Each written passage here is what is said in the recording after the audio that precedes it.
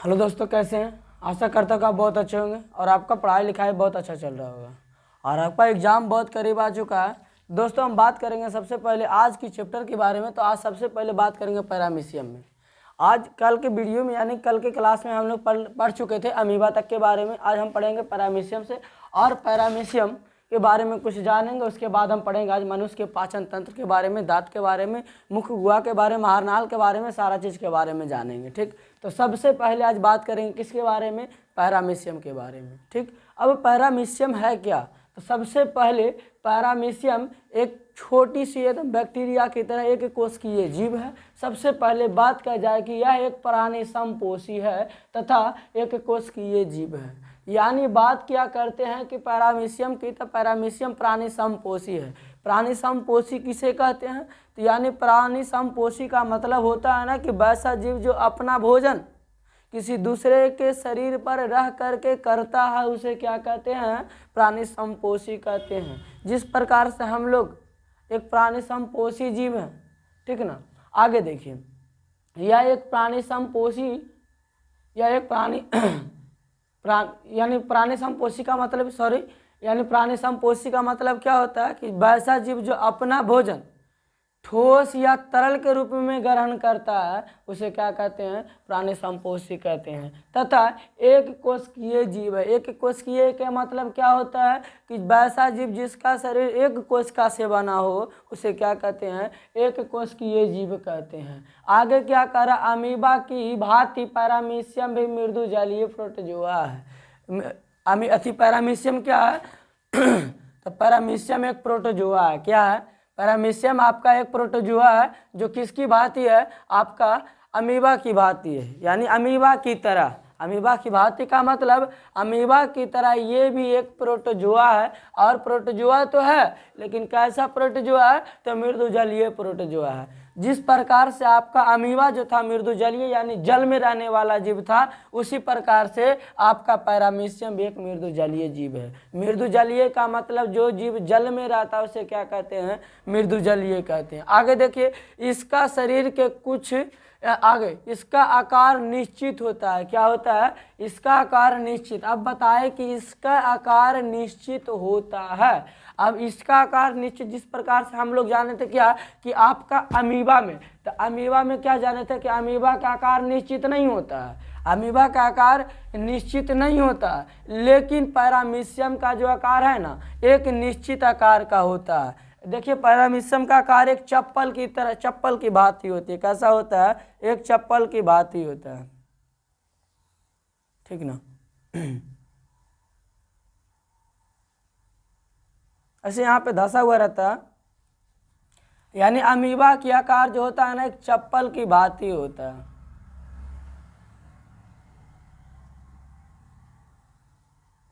ऐसे कुछ रहता है, यानी चप्पल की तरह रहता है, ठीक है ना। यानी इसका आकार जो होता है एकदम निश्चित होता है और उसके बाहरी से एकदम ऐसे छोटे छोटे छिद्र होते हैं।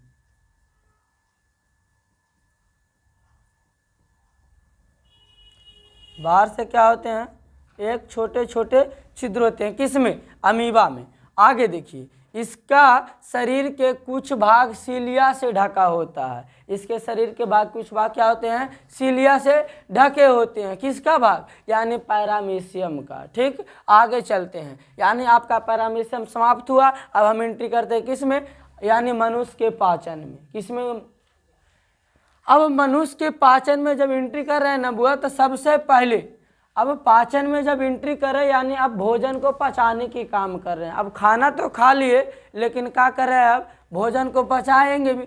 तो सबसे पहले भोजन को पचाने के काम कहाँ से करते हैं, आप अपना मुंह से करना शुरू कर देते हैं। यानी मुंह से, यानी मुख गुहा से, जिसको कहते हैं मुंह। यानी मुख का मतलब मेन द्वार होती है ना, वहाँ से आप क्या करते हैं, सबसे पहला भोजन को पचाना शुरू कर देते हैं। यानी आप दांतों और जीभों की मदद से, किसकी मदद से, यानी जीभ और दांत की मदद से सबसे पहले मुख गुहा में आप अपना भोजन को पचाना शुरू कर देते हैं। और आपसे पूछा जाएगा कि मुख गुहा में कौन से भोजन को पचाना शुरू किए करते हैं, तो सबसे पहले मुख गुहा में आपका पाचन की क्रिया कार्बोहाइड्रेट की होती है। मुख गुहा गुहा में किसकी होती है? तो आपका पाचन की क्रिया सबसे पहले कार्बोहाइड्रेट की होती है मुख गुहा में।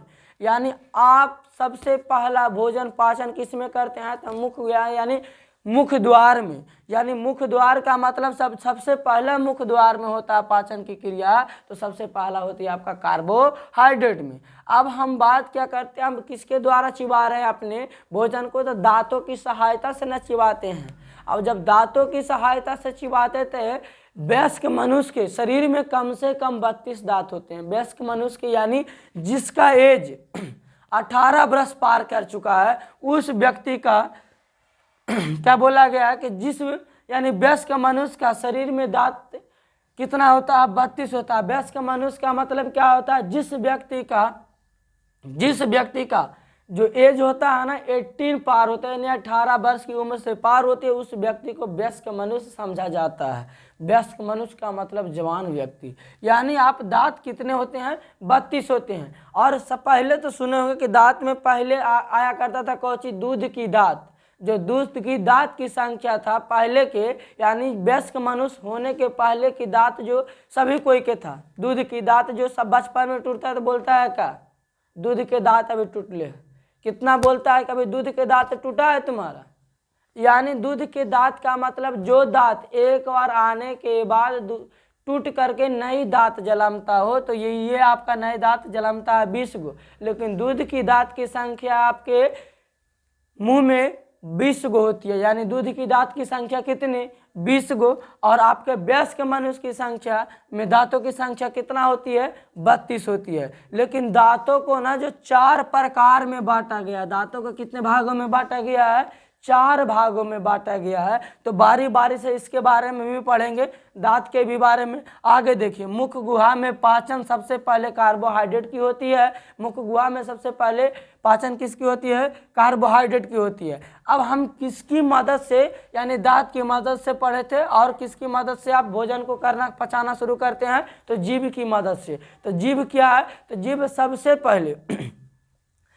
सबसे पहले लार ग्रंथि को रखता है। किसको रखता है? लार ग्रंथि को। आप देखते होंगे जीभ के नीचे उठाते हो तो ऐसी लार भर जाता है। लार यानी जीभ के नीचे भी और पिछली भागों में और ऊपरी इधर की भागों में आपका लार पाया जाता है। यानी लार ग्रंथि की जोड़ी कितनी होती है? तो लाल ग्रंथि यानी हमारे जीवों में, मुंह में लार ग्रंथि यानी मुख गुहा में लाल ग्रंथि की संख्या 3 जोड़ी होती है। कितनी जोड़ी होती है? 3 जोड़ी होती है। और इसमें सबसे महत्वपूर्ण लार ग्रंथि टाइलिन है। क्या है? सबसे महत्वपूर्ण लार ग्रंथि आपका टाइलिन है। उसके बाद हम जब कहते हैं ना कि जब भोजन को करते हैं, क्या करते हैं? हम भोजन को करते हैं तो सबसे पहले उसमें स्वाद मालूम चलता है। नमकीन है, खट्टा है, मीठा है, सारा चीज़ को मालूम चलता है। तो सबसे पहले जब जीभ में चलते हैं ना, किस में चलते हैं? जीभ में। तो छोटे छोटे छिद्र पाए जाती है जीभों में भी, छोटे छोटे छिद्र पाए जाते हैं। नहीं तो देखना किसी को अपने अपने जीभों में देखने से मिलता है क्या कि जीभ में छोटे छोटे छिद्र यानी छेद टाइप के मिलेगा। और जो छेद टाइप के मिलता है ना, उसी से आप अपने स्वाद को क्या करते हैं? मालूम करते हैं। जो स्वाद को मालूम करते हैं ना, जिसे ही क्या कहते हैं? स्वाद कनिका कहते हैं। किसे कहते हैं? यानी आपसे पूछा जाएगा कि आप जो जीभों की सहायता से, जीवों की किन की सहायता से आप किसको यानी स्वाद को मालूम करते हैं? तो आप स्वाद कनिका की सहायता से आप किसको मालूम करते हैं? स्वाद को मालूम करते हैं कि खट्टा है कि मीठा है कि नमकीन है। आगे देखिए, अब पाचन में सबसे पहले घुसेंगे। किसमें घुसेंगे? पाचन में, यानी मनुष्य के पाचन के कार्य में।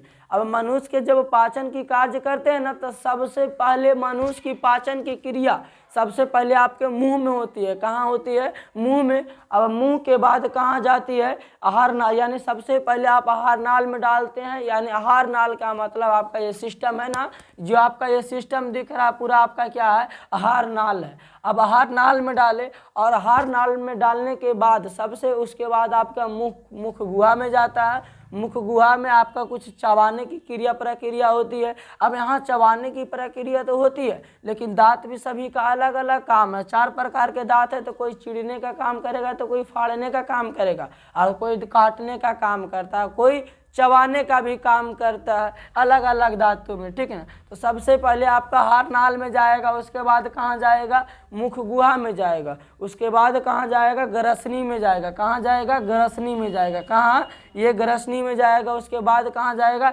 यहाँ पे एक आमाशय की तरह रहता है, यानी अंडे ऐसे करके बनल रहेगा, यहाँ पे बनल रहेगा, यानी यहाँ पे आमाशय की तरह बना हुआ रहता है। उसके बाद कहाँ जाएगा, आमाशय के बाद आपका यकृत में जाएगा, कहाँ जाएगा, यकृत में, जिसको आप लोग बोलते हैं पीत की थैली, क्या बोलते हैं, पीत की थैली बोलते हैं। अग्नाशय में जाएगा, उसके बाद आपका छोटी आंत में जाएगा, उसके बाद कहाँ जाएगा, बड़े आंत में जाएगा, कहाँ जाएगा, उसके बाद बड़े आंत में जाएगा, उसके बाद मलद्वार में चला जाएगा, ठीक ना। अब आगे देखते हैं सबसे पहले पाचन तंत्र के बारे में। पाचन तंत्र बोलेंगे किसको हम, तो पाचन तंत्र किसको बोलेंगे, पाचन ग्रंथि पाचन क्रिया, यानी पाचन ग्रंथि प्लस में पाचन की क्रिया क्या कहलाता है, पाचन तंत्र कहलाता है। अब इससे हमें मिला क्या था, पाचन ग्रंथि, यानी जिसकी सहायता से आप भोजन को पचाना शुरू करते हैं और जिस प्रक्रिया द्वारा आपका भोजन पचता है उस विधि को क्या कहते हैं, पाचन तंत्र कहते हैं। यानी पाचन तंत्र मुख अंग आहार नाल तथा, क्या बोला गया है कि पाचन तंत्र जो है ना, मुख अंग आहार नाल तथा इसमें संबंधित पाचन ग्रंथि और पाचन क्रिया को मिलाकर जो तंत्र का समूह बनता है, जिसे क्या कहते हैं, पाचन तंत्र कहते हैं। यानी ये दोनों समूहों का मिलने से जो समूह बनता है और जिसकी कारण से आपका पाचन तंत्र होना शुरू कर देती है, जिसे क्या कहते हैं, पाचन तंत्र कहते हैं। अब आगे बात किया जाए आहार नाल की। आहार नाल की कम से कम लंबाई कितनी होती है, तो 8 से 10 मीटर की होती है। कितनी होती है, आहार नाल की लंबाई जो होती है ना, 8 से 10 मीटर की होती है। सबसे बड़ा पाचन का भाग छोटी आंत होता है। कौन होता है, सबसे बड़ा पाचन का भाग कौन होता है, तो छोटी आंत होता है।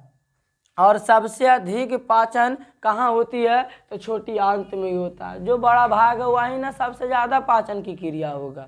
यानी सबसे बड़ा पाचन का भाग छोटी आंत और सबसे अधिक पाचन कहाँ होता है, तो छोटी आंत में होता है। और छोटी आंत के बाद कहाँ जाता है, तो बड़ी आंत में जाता है। कहाँ जाता है, छोटी आंत के बाद बड़ी आंत में, और बड़ी आंत के बाद एक रेक्टम पाया जाता है। क्या पाया जाता है, रेक्टम। उसके बाद आपका मलद्वार में चला जाता है, ठीक ना।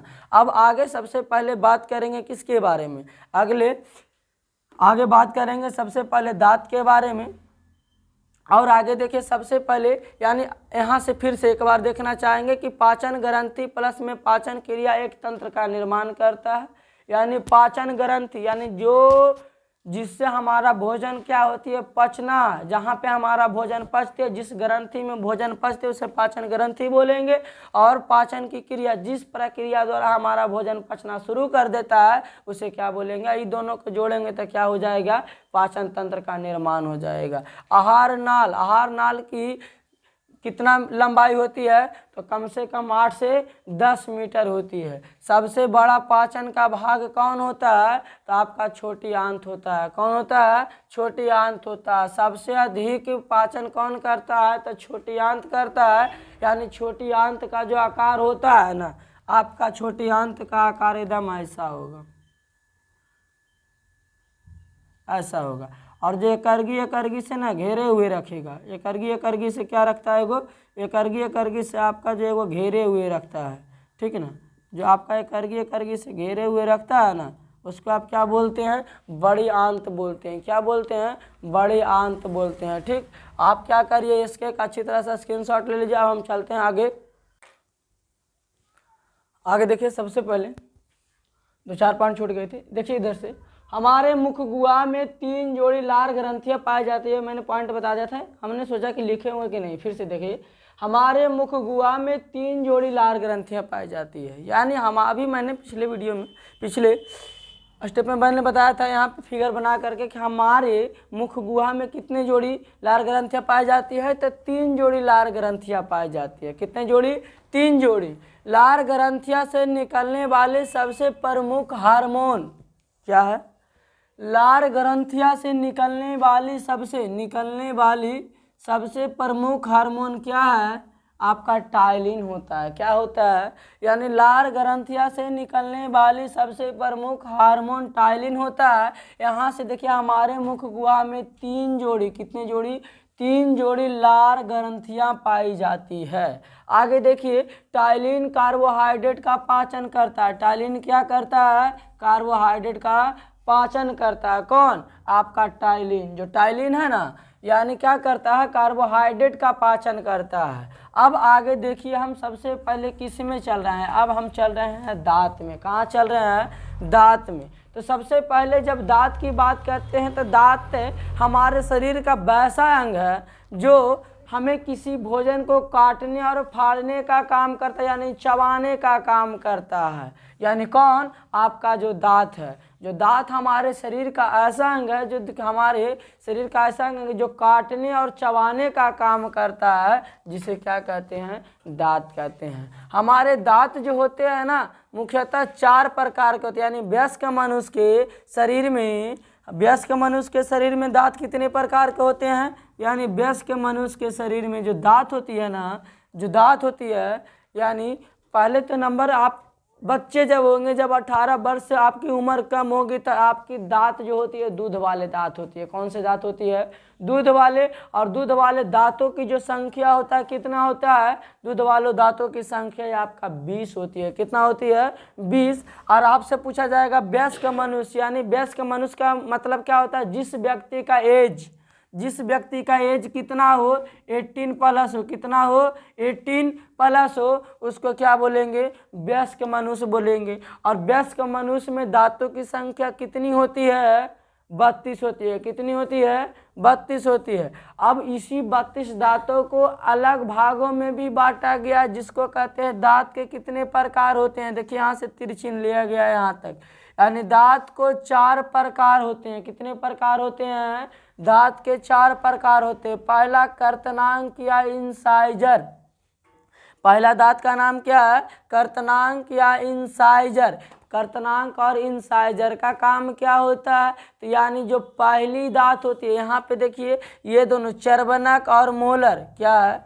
चर्वनक, चर्वनक और मोलर, और अगर चर्वनक या प्रीमोलर, ये दोनों जो होते हैं ना, ये दोनों दांत, तीसरा और चौथा चर्वनक। पहले शुरू से देखते हैं। यानी आपका 4 प्रकार के दांत होते हैं। पहला कर्तनांक या इंसाइजर, हिंदी में इसको बोलते हैं कर्तनांक, और इंग्लिश में कहते हैं कि क्या? इंसाइजर बोलते हैं। क्या बोलते हैं? यानी हिंदी में बोलते हैं कर्तनांक और इंग्लिश में बोलते हैं इंसाइजर। अब आगे भेदक है। भेदक को हिंदी में भेदक बोलते हैं और इंग्लिश में कैनाइन बोलते हैं। क्या बोलते हैं? कैनाइन। अग्र चर्वनक को हिंदी में अग्र चर्वनक बोलते हैं, जिसको इंग्लिश में प्रीमोलर कहते हैं, और हिंदी में चर्वनक को चर्वनक कहते हैं और इंग्लिश में मोलर कहते हैं। आगे देखिए कर्तनक का काम क्या होता है? तो कर्तनक का मतलब होता है काटने वाला। कर्तनक का मतलब काटने वाला। जिस प्रकार से आप किसी चीज को काटते हो ना, जैसे में किसी चीज को काटना हो तो काटने का काम, जैसे रोटी खा रहे हैं तो रोटी खाता है तो कुल्लेने करके क्या खाते हो?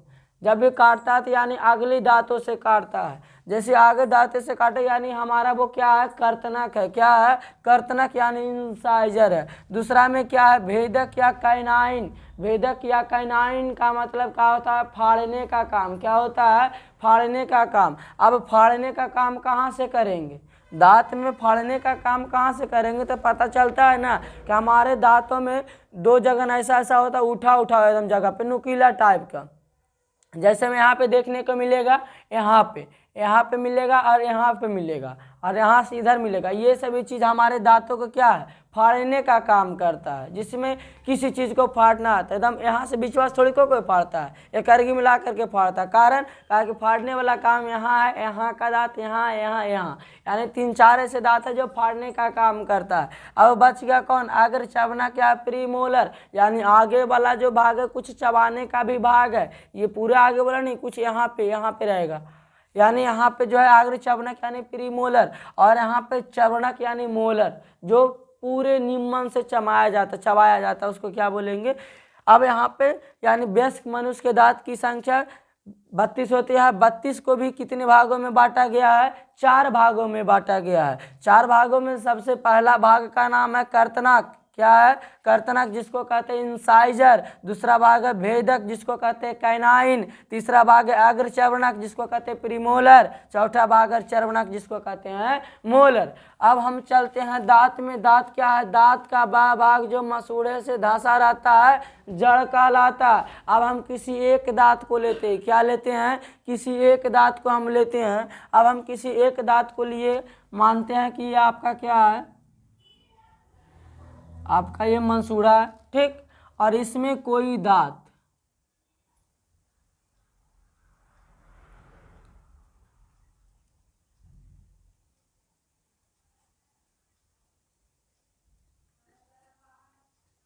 मानते हैं कि ये आपका क्या है, ये आपका जो दांत है ना, तो ये आपका मसूड़ा में क्या है, धंसा हुआ है। किस में धंसा हुआ है, मसूड़ा में धंसा हुआ है। तो अगर जो देखो जो धंसा है, यहाँ पे कौन धंसा है, देखो तो यहाँ पे जो धंसा है इसको क्या बोलेंगे, इसको हम बोलेंगे कौची, इसको बोलेंगे जड़। जो भाग धंसा है उसको क्या बोलेंगे, जड़ बोलेंगे। यानी दांत का बाह्य भाग जो मसूड़े में धंसा रहता है, जो मसूड़े में क्या रहता है, धंसा रहता है, ठीक है ना।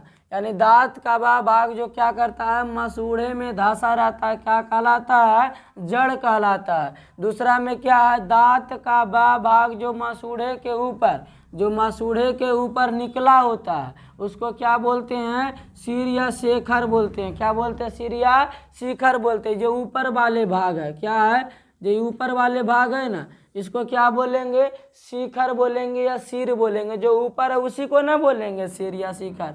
अब आगे क्या है, जड़ तथा शिखर के बीच, यानी इसके ऊपर वाले भाग और नीचे वाले भाग के बीच जो यहाँ पे भाग बच रहा है ना, यहाँ पे जो भाग बच रहा है, यहाँ पे और यहाँ पर जो भाग बच रहा है ना, उसको क्या बोलेंगे, ग्रीवा या क्या बोलेंगे, गर्दन बोलेंगे। इसके बीच वाला जड़ तथा शिखर के बीच वाला भाग को क्या बोलेंगे, इसको बोलेंगे ग्रीवा। क्या बोलेंगे, इसको बोलेंगे ग्रीवा।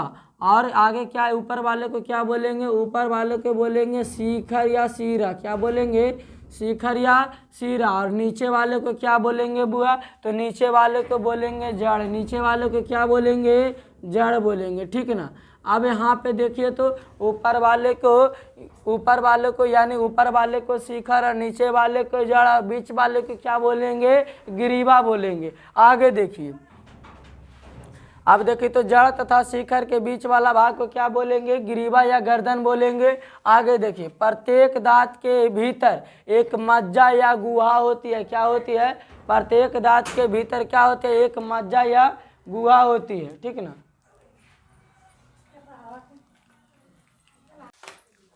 आगे देखिए, किसी कारणवश वीडियो रुक गई थी। आगे देखिए, सबसे पहले जड़ तथा शिखर के बीच वाला भाग को क्या बोलते हैं, ग्रीवा या गर्दन बोलते हैं। अब जड़ किसको बोलेंगे, तो जड़ तो यहाँ भी बताया मैंने कि जड़ नीचे वाले भाग को जड़ बोलेंगे। दांत में जो नीचे वाला जो किसमें, मांस में, मसूड़ा में जो घुसा हुआ रहता है उसको क्या बोलेंगे, जड़ बोलेंगे। और ऊपर वाले भाग, जो ऊपर वाले यानी जो हमारा जो अभी ऊपर वाला शिखर जो दिख रहा है ना, उसको क्या बोलेंगे, शिखर बोलेंगे। यानी नीचे वाले को जड़ और ऊपर वाले भाग को शिखर। और जो बचा बीच वाले भाग, यानी ये ब्लू कलर वाला जो भाग बचा, यानी उसको क्या बोलेंगे, ग्रीवा बोलेंगे। ग्रीवा या दूसरा नाम ग्रीवा का क्या है, गर्दन है। आगे देखिए, प्रत्येक दांत के भीतर क्या होती है, एक मज्जा गुहा होती है। क्या होती है, प्रत्येक दांत के भीतर एक मज्जा गुहा होती है, जिसके ऊपर क्या होती है, डेंटाइन होती है। यानी प्रत्येक दांत के भीतर जो आपका जो दांत है ना, दांत जो आपका है उसके भीतर आपका एक मज्जा गुहा नाम का एक अति पाया जाता है, जिसको क्या कहते हैं, जिसके ऊपर क्या होती है, डेंटाइन जिसके ऊपर होती है। डेंटाइन हड्डी से अधिक काली तथा पीली रंग का होती है। यानी जो डेंटाइन पाई जाती है ना हमारे दांतों में, वो कैसा होती है, तो डेंटाइन हड्डी से अधिक कड़ी तथा पीली रंग की होती है। आपसे पूछा जाएगा कि डेंटाइन का कलर कैसा होता है, तो डेंटाइन किस रंग का होता है, तो यानी पीला रंग का होता है। किस रंग का होता है, पीला रंग का होता है। आपसे पूछा जाएगा डेंटाइन किससे कड़ी होती है, तो हड्डियों से ज़्यादा कड़ा कौन होता है, आपका डेंटाइन होती है। हड्डियों से अधिक कड़ा कौन होता है, यानी डेंटाइन। यानी आपसे पूछा जाएगा डेंटाइन का ऊपरी परत। अब यहाँ पे जो दांत है ना, यानी दांत के सबसे बिचली यानी कि वो सबसे भीतर वाले भाग, सबसे भीतर वाले भाग यानी उसको पहले उसमें पाया जाता है मज्जा गुहा, और उसके ऊपर क्या पाया जाता है, डेंटाइन पाया जाता है। और डेंटाइन हड्डी से अधिक कड़ी होती है और किस कलर की होती है, पीली रंग की होती है। आगे देखिए, डेंटाइन के ऊपरे वाली परत को यानी डेंटाइन को ऊपर वाले परत को क्या कहते हैं, इनामेल कहते हैं। यानी दांत जो हमारे होते हैं, डेंटाइन का जो ऊपर वाले परत होती है किसकी बनी होती है, इनामेल का बना होता है। किसका बना होता है, इनामेल का। आपसे पूछा जाएगा कि दांत को जो सबसे ऊपरी परत डेंटाइन होता है किसकी बनी होती है, तो इनामेल का बना होता है। किसकी बनी होती है, इनामेल का। यानी आप कह सकते हैं कि डेंटाइन सबसे अंदरी वाले यानी भीतर वाले भाग को मज्जा गुहा बोलेंगे और उसके बाद वाले भाग को क्या बोलेंगे, डेंटाइन बोलेंगे। और डेंटाइन किसको बोलेंगे, जो हमारे भाग जो यानी हड्डियों से ज्यादा मजबूत यानी जो कड़ा होता है उसको क्या बोलेंगे, डेंटाइन बोलेंगे। और जो डेंटाइन है ना, हड्डी से अधिक कड़ी तथा पीली रंग की होती है। डेंटाइन हड्डी से क्या होती है, अधिक कड़ा और पीली रंग का होता है। आपसे पूछा जाएगा डेंटाइन जो होता है ना, डेंटाइन क्या, डेंटाइन, डेंटाइन किसकी बनी होती है, तो डेंटाइन का जो ऊपरी परत होती है ना आपका इनामेल का बना होता है। किसका बना होता है, इनामेल का बना होता है। जो दांत को सुरक्षा देता है यानी सुरक्षा प्रदान कौन करता है, इनामेल प्रदान करता है। आपसे पूछा जाएगा ऑब्जेक्टिव में कि दांतों को सुरक्षा प्रदान कौन करता है, तो इनामेल करता है। कौन करता है, इनामेल करता है। आपसे पूछा जाएगा डेंटाइन यानी दांत के सबसे ऊपरी परत किसकी बनी होती है, तो इनामेल का बना होता है। किसका बना होता है, इनामेल का बना होता है। यहाँ से 3 से 4-5 ऑब्जेक्टिव पूछी जा सकती है। सबसे पहला कि डेंटाइल का रंग कैसा होता है, तो पीली रंग का होता है। दूसरा, डेंटाइल किससे अधिक मजबूत होते हैं, तो हड्डियों से अधिक मजबूत होते हैं। और आपसे पूछा जाएगा प्रत्येक दांत के भीतर क्या पाए जाते हैं, तो मज्जा गुहा पाया जाता है। आपसे पूछा जाएगा क्या कि डेंटाइल के ऊपरी परत को क्या कहते हैं, यानी दांत के सबसे ऊपरी परत को क्या कहते हैं, इनामेल कहते हैं। दांत कितने प्रकार के होते हैं, तो दांत 4 प्रकार के होते हैं। आगे देखिए, अब यहाँ पे यानी यहाँ पे जो दांत बताए थे ना 3 भागों में, शिखर, ग्रीवा, जड़,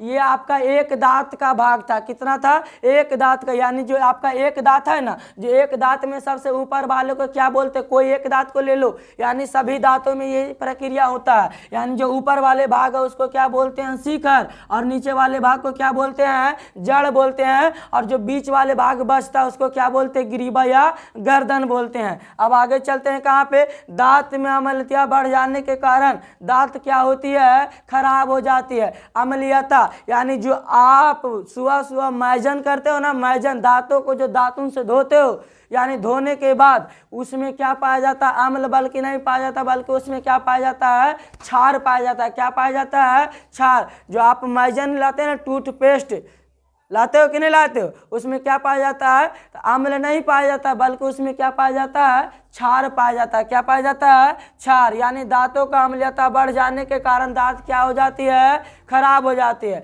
दांत में अम्लीयता यानी खट्टे मात्रा यानी बढ़ जाने के कारण क्या होती है, दांत क्या होती है, खराब हो जाती है। आगे देखिए, दांतों का खराब होना दंत अस्थि क्षय कहलाता है। दांतों का खराब होना क्या कहलाता है, दांतों को खराब होना क्या कहलाता है, दंत अस्थि क्षय। अस्थि का दंत का मतलब दांत, अस्थि का मतलब हड्डी, और क्षय का मतलब अंत होना। क्या कहला, देखो इधर, दंत का मतलब दांत, अस्थि का मतलब हड्डी, और क्षय का मतलब अंत होना। क्या कहा गया कि दांतों का खराब होना दंत अस्थि क्षय कहलाता है। आगे देखिए, मुख गुहा का पिछला भाग ग्रसनी कहलाता है। आपसे पूछा जाएगा कि मुख गुहा का पिछला भाग क्या कहलाता है, तो ग्रसनी कहलाता है। क्या कहलाता है, ग्रसनी कहलाता है। यानी मुंह का पीएच मान, जो आप मुंह है ना, मुख गुहा यानी मुंह का पीएच मान कितना होता है, तो 5.6 से कम होता है। अब आगे देखिए, आशा करता हूँ कि आपको ये चीज अच्छी तरह से समझ में आएगा। तो जब आपको हमारे चैनल से हमारे वीडियो जब आपके पसंद आए ना, तो क्या करें, हमारे वीडियो को